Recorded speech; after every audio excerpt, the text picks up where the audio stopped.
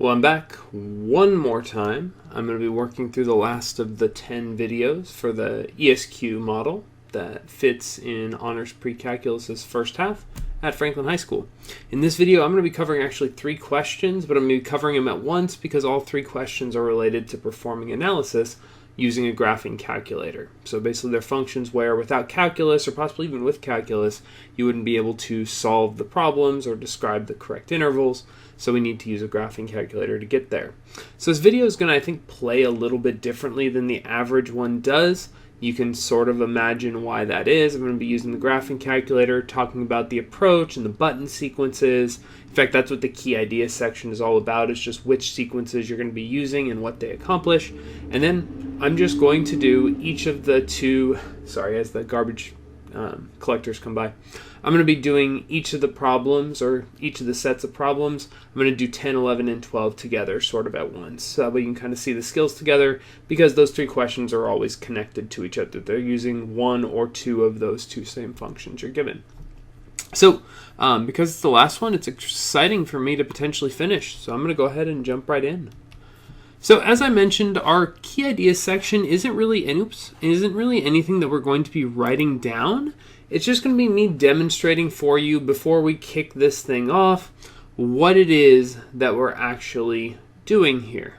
Like what it is we're trying to represent, like using our graphing calculator.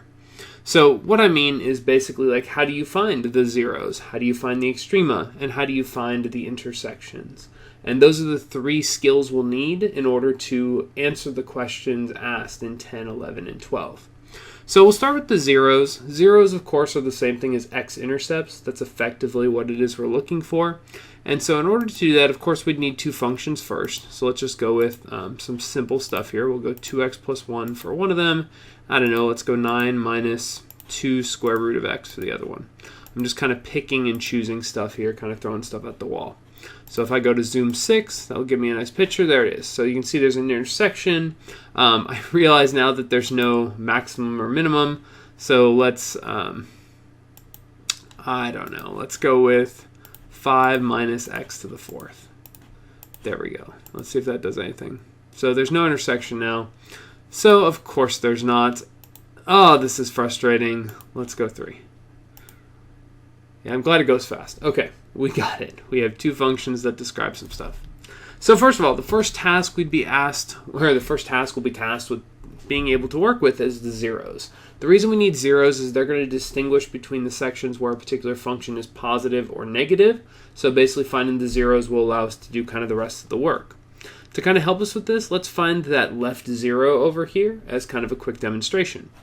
So your key menu is all right here. It's the trace button, but it's not trace itself, it's second trace. It's going to be that calculation button that comes from pressing second first and then trace. The second gets you the one above. I think you know that, but just in case. Now from here we want to find the x-intercepts so we can separate positive intervals from negative intervals. So basically we're going to go down to option 2, which is 0. You can also press 2, by the way. Again, I think you know that, but just in case, you can press 0. And then basically I'm going to go over to the left, because the first thing we're asked on these TI calculators is what is the left bound? That's saying what is the furthest left the graphing calculator needs to check for that 0. So I'm just going to press it a bunch of times. You can often in calculators just type in like x equals -2, but I'm just going to move it over with the arrow. Once I'm to the left of the 0, I'm going to press enter. And then the graphing calculator is going to ask me next for the right bound. So we're going to do the same thing but opposite side. Now you don't have to go too far away, but you don't have to, I wouldn't necessarily recommend getting too close. Just give yourself a nice little window. Now I've pressed enter a second time and I've got this sort of window in which our 0 is in between. The third thing it asks you for is just a guess. And it's not like a random guess like 7. Well, I mean, that would be a terrible guess in this case because it's clearly some negative value. But guessing just means move your cursor so it's close to the actual value. So there it is. Doesn't have to be that close, but I'll put it in there. And it tells me my 0 is at -1.495. And again, that's something that we could do. We could use the exact same process to find the other 0 that's right over here, or we could switch functions and do it on the red one. But for now, we've got our piece. The second task that we have is finding extrema. And by extrema, I mean maximum or minimum, like a high or a low point on the graph. In order for us to do that, we're again going to use the trace menu, but the second calc menu. And in this case, we're going to find maximum or minimum, and we do have to select them separately.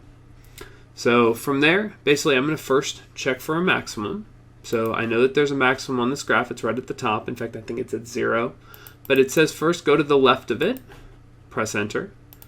Go to the right of it, and then press enter. So notice that process is the same as finding a 0. Nothing's changed there. And then last but not least, guess. So get close to your spot, and there it is.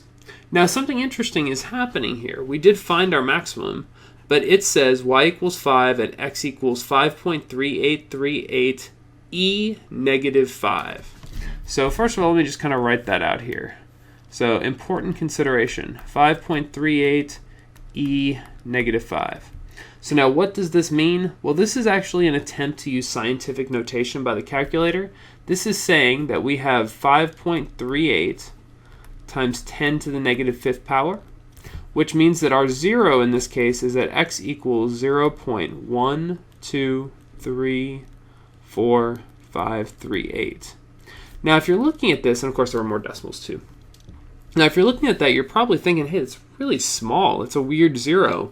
But also, if we look at our function, just look, it says y equals 5.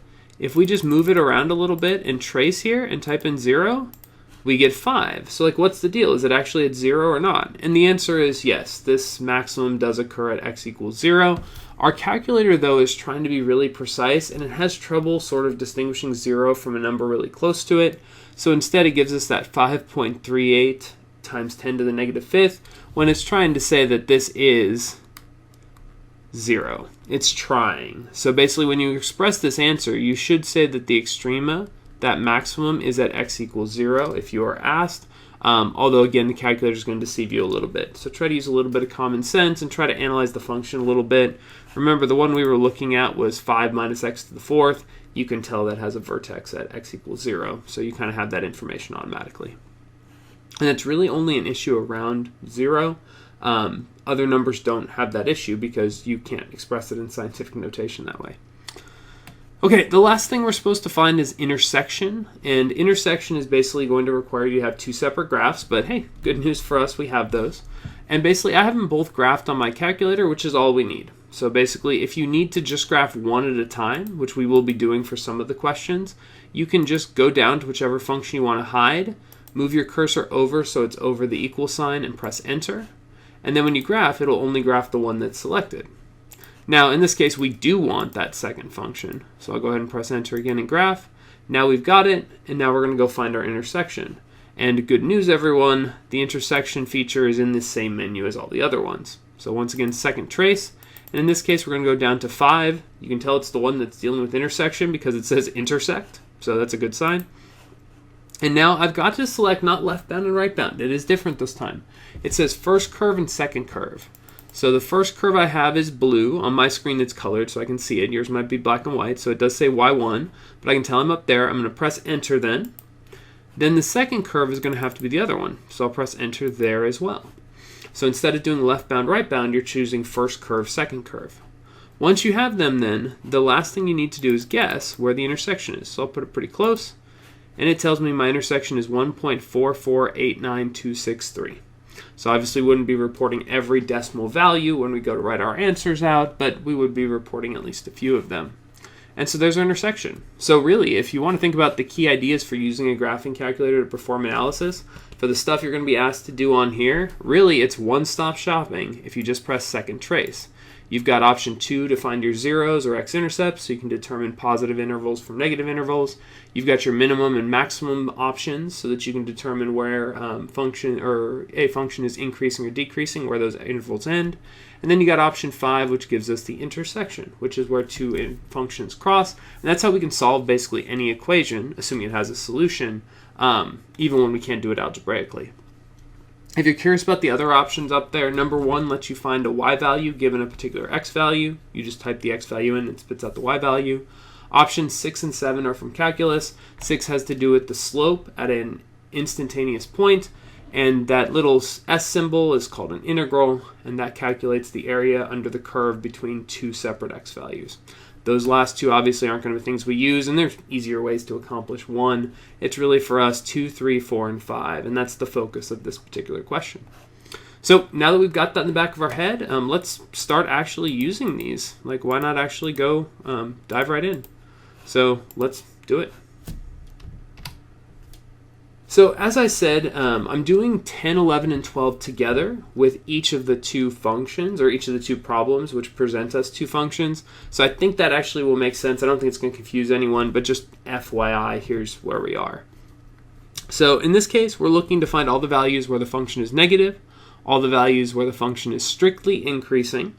That's telling us we're going to use open brackets, by the way, or soft brackets. And then lastly, find all the values where f of x equals g of x. So it goes positive, negative, increasing, decreasing, and then intersection. So in order to do this, we're going to have to use our graphing calculator. And basically, I'm going to go in first and enter my functions in there. So I've got 2 in here to put in, and I'm going to put in x to the 4th. It looks like, then I got to get out of that exponent, plus 6x cubed, minus 8x, minus 3. And so there's our first function. Now, if you want, you could put the second function in right now, but we only need the second function for part 12, or question 12, because that's where the intersection happens. The first 2 only involve f of x, so for simplicity, I'm just going to go with f of x by itself. So there's x to the 4th plus 6x cubed minus 8x minus 3. I'm just double checking to make sure I entered it correctly, so this video is correct. I don't want to come back and do this again. And then I'm going to press zoom 6 and hope that we get a nice picture of the function. Now, we've got some good information here. Like, we're expecting a positive bowl, by the way, because it's degree 4 and has a positive leading coefficient. But you can tell we don't have everything. There's sort of some missing function down below. I don't want to regraph the entire thing, but what I do want is to make it so that the y values are lower so I can see that bottom spot. So this is a little bit of an art form, but I'm going to go all the way down to negative 30 and see if that's enough. It was not. I still don't have that low point there. So next I'm going to go y minimum. Let's go negative 60. I feel like that's going to do the trick. It still wasn't enough. Okay, fine. And by the way, this is authentic process. Like, you don't know how far you're going to have to go down necessarily. So let's go negative 100. It still isn't enough. Why? Why? Did that Y sound like a horse? I don't know. But there you go. So there's our stuff. Now, there are some downsides here. We can't actually see necessarily where the zeros are anymore, so we may have to do some adjustments. But just keep in mind, that's something you may have to do as you work through a problem like this. You might need to adjust your window a little bit. So now, what are we looking for? Well, we are looking for where the function is strictly increasing. So basically, that's going to be my first move. I'm actually going to start with question 11 here. And you might find that a little bit strange, but because I've already done this zooming work, I want to make sure that I actually get that stuff done. I don't have to do that like searching again. Not that it'd be that bad.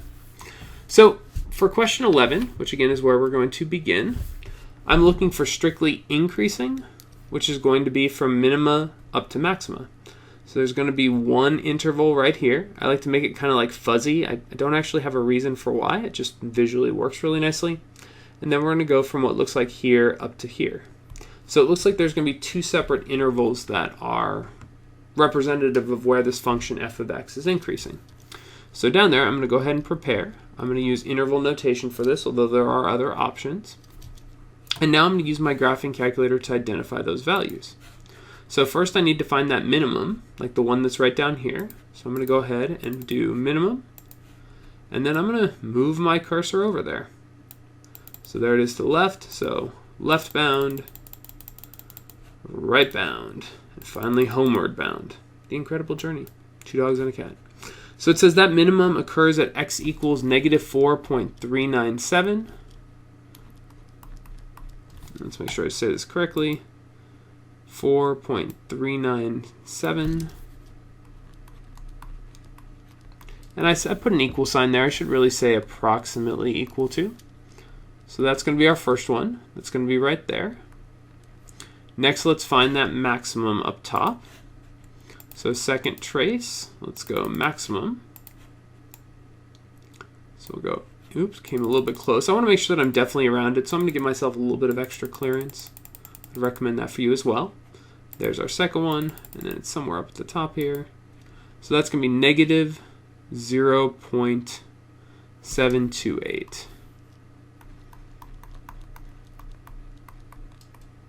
Okay, so we got that one as well. Lastly, we have to hit that third one, which is also a minimum. So I'm going to go to second trace. Minimum is 3, so I'll just go ahead and press 3 this time, save us a little bit of work here. We'll go right to there, enter. Oops. Enter. And then enter. And it says that minimum occurs at 0.625. 0.625. And again, these are all approximations, but basically we now have all 3 of those.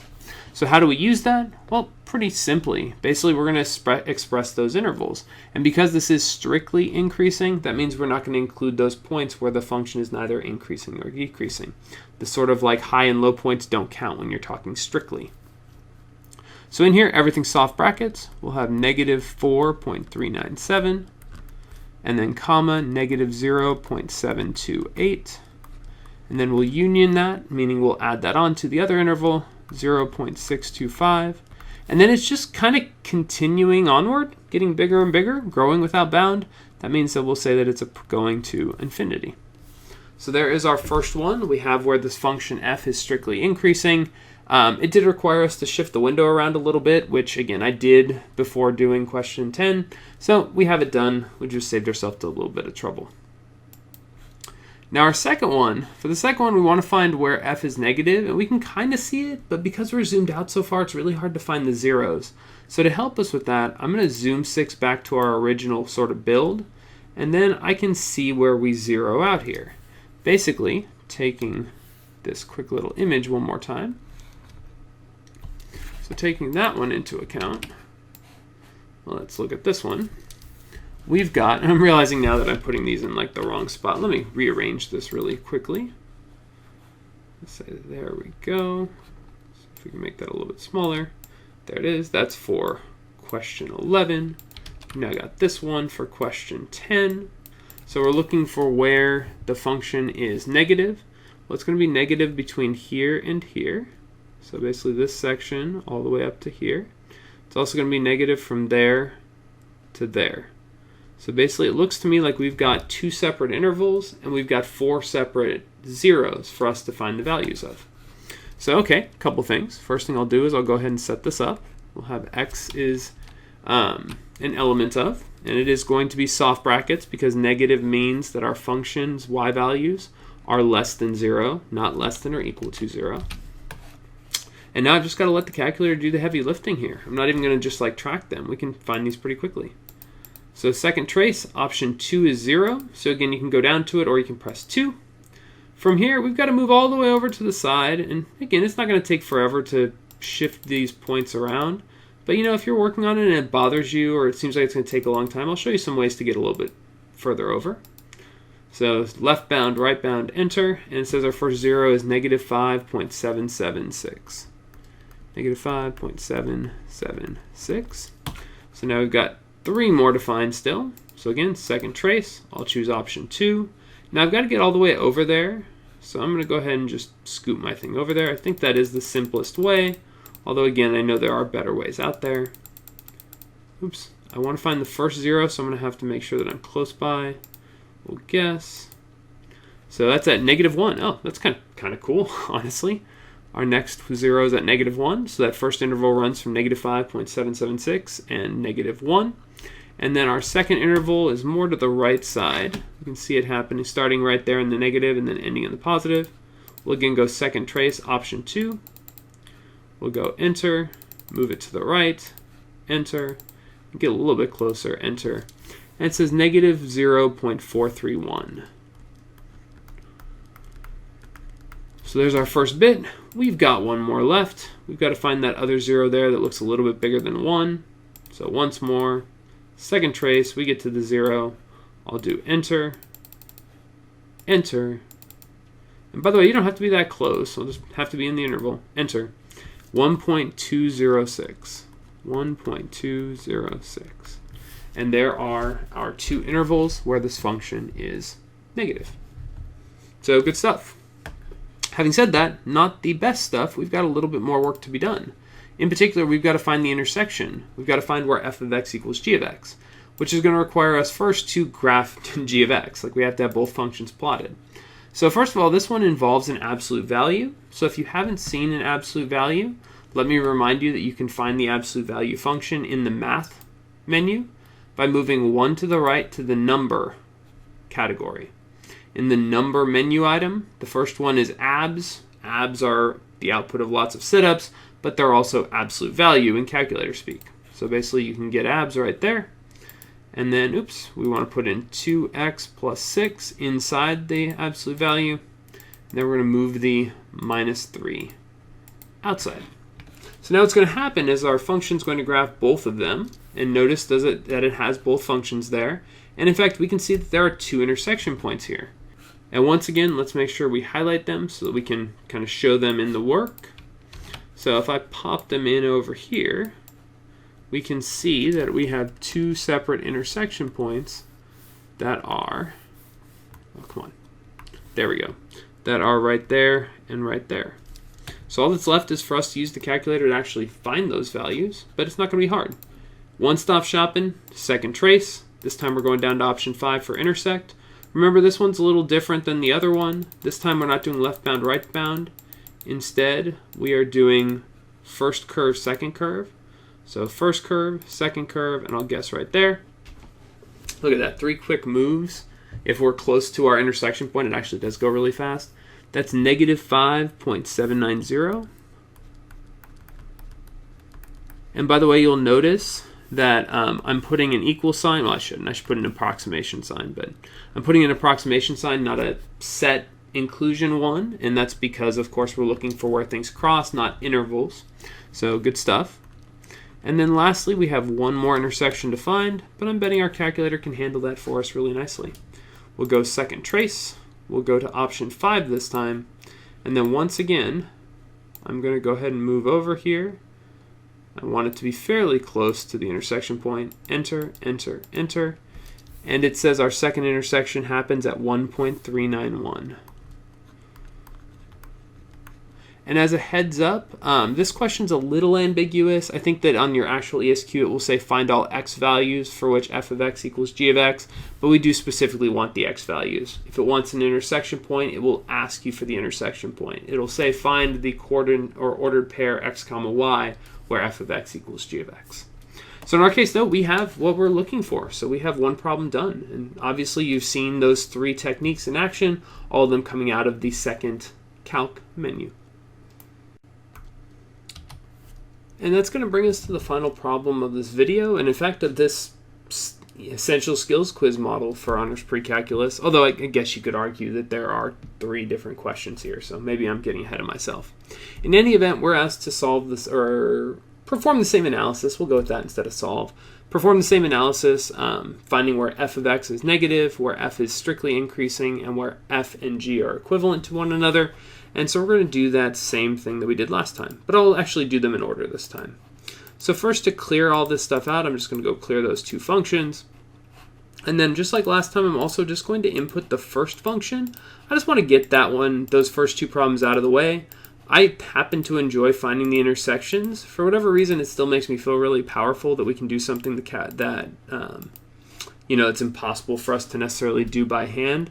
So, or at least ridiculously difficult. So I'm going to put in x cubed plus 5x squared minus 6x plus 4. Again, I'm double checking just to make sure that I'm not forgetting that or entering it wrong. And then I'm going to zoom 6 and evaluate it. Now, for this first one, basically something you might notice is that we can't see the whole graph. Having said that, if we're just trying to figure out where this function is negative, that's actually not going to be a problem. To be negative, we just need to make sure that the function is below the x-axis. And in fact, just looking at this picture, there's only 1 0 right there. So it's just negative below that, or technically to the left of that. So basically, when we go to write out our interval here where f is negative, x is going to be an element of negative infinity up to some number. So our job is just to find that number. Again, because it doesn't cross back, which it can't, there's only so many zeros it can have, basically we don't even have to find another 0 in order to establish that interval, which is good news for us. All I got to do is find that 0, and remember we've done this a few times. We'll go second trace. We want to find the 0, which is menu item 2, and then I'm going to move over here. Now, as kind of a heads up, notice it's kind of a far away. I mean, it's not impossible, but it could be annoying to move all the way over there. So what I'm going to do is I'm just going to go ahead and choose a number that's definitely to the left of that intersection point, or that 0. So I know that this is just from -10 to 10 because we did zoom standard, option 6. So I'm going to go ahead and say its left bound is -8 and then press enter. What it does, as you can see on here, is it just selects it for us automatically. And that's just nice. It saves us a little bit of moving stuff around. That means we can then move stuff over and then move to the right and get a nice right bound and then guess our value. So it says our first 0, and actually our only 0, is -6.093. -6.093. So there is the only interval where our function is negative, which is pretty nice. It's a pretty short, quick question for us to answer. Less quick, we'll be dealing with the strictly increasing portion. Although we can sort of see where it's happening, even without the rest of the graph being visible, we can tell our function is going to be increasing, then decreasing, then increasing. So there's going to be 2 increasing intervals. The problem is we don't see the top one, so we can't see the maximum that's going to give us the x-coordinate that separates out one of those intervals. So instead, I'm going to go ahead and change the window. I'm going to go down here, and I'm just going to say the y-max is 100. I got burned last time trying to very carefully get to it, so let's just go all the way up. So there we go. That looks pretty good. We can see the top of this relative maximum, and we can also see the bottom part. So to describe where this function is going to be strictly increasing, which is what the problem calls for, we're looking for the section where we are moving from smaller to bigger. Well, pretty easy for us to tackle. Basically, one section is going to be from here up to the relative maximum. The other section will be from that minimum up to infinity. So just like last time, we have a little bit of insight here. Our first interval is going to start at -infinity, and then we'll go to something, and then from there we'll have one more interval that has a number and then proceeds to infinity. So again, I'm just putting those in there because why mess with things? It'd just be, let's do that analysis now, let's take advantage of what we can see, and then we'll let the calculator do what it's best at, which is finding hard to find computed values. So with that in place, here we go. So looking in here, I've got now second calc. I want to find the maximum for the one on the left. So just like last time, I'm going to go over there. I'll just scooch this thing over this time. Scooch, very formal mathematical word. Yes, I'm scooching some things. So there we go. Press enter for the right bound, and let's guess the high points right there. Gives me a maximum of approximately -3.852. And there is our first one. That leaves us our second one. So looking down here, I'm going to start at that minimum because then we're going up. So second trace, I want a minimum this time. I'm going to go over to here. There's left bound.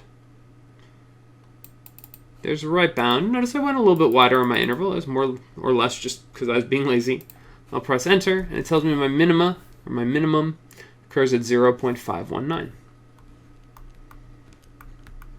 And there are our 2 intervals where this particular function, this cubic polynomial, is strictly increasing.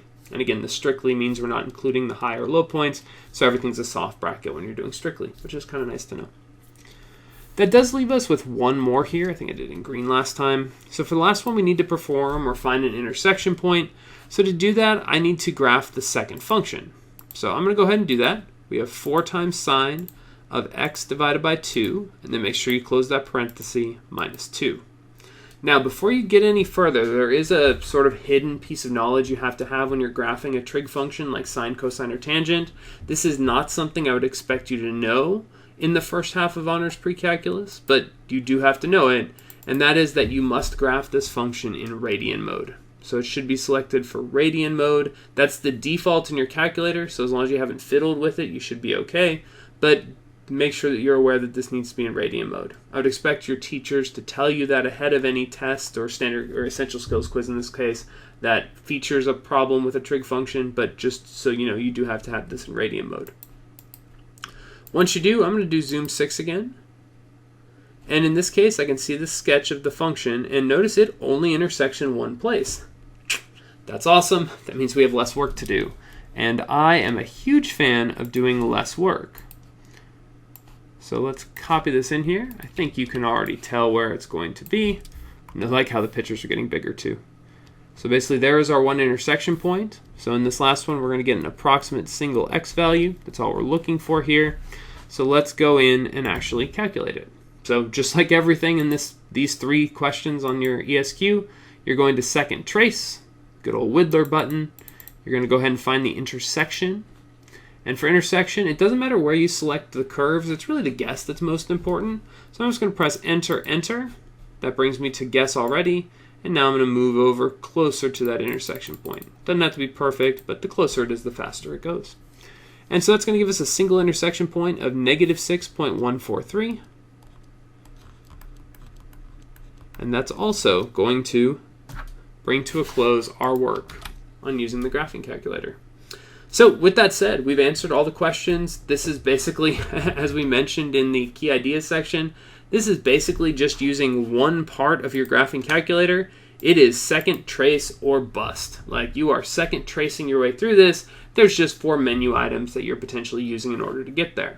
And you got to see that in action here in the work that we did, although we did talk about some weird situations that pop up, like that 0 issue the graphing calculator sometimes has, where it tries to be precise and instead sort of misses the boat on something being 0. But we got that. And otherwise, we were able to work through 2 whole problems, basically 6 whole problems, honestly, using our graphing calculator to sort of navigate the things that we weren't able to do ourselves. And with that said, that's going to bring to a close this entire video, as well as technically this video series on the quarter 1 and 2 honors pre-calculus ESQ model.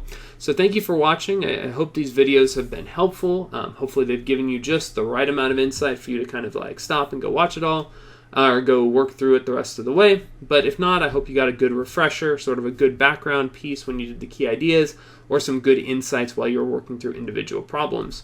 I don't mind making these things, and I'm just hopeful that they reach students for whom they're helpful. So in any event, that's going to do it. That's going to be a wrap on the Honors Pre-Calculus Quarter 1 and 2 Essential Skills Quiz Model solutions or video solutions. Thank you one more time for watching. If you're interested in future content, you're welcome to like and subscribe, but it doesn't really do anything because I'm not monetized. But yeah, thanks for considering that. I'll keep posting stuff as people ask. So yeah, until later, I hope you're doing great in your Honors Pre-Cal class. I hope this is helping you do even better. And I'm signing off. So long, farewell. Auf Wiedersehen, adieu, adieu, adieu to you and you and you.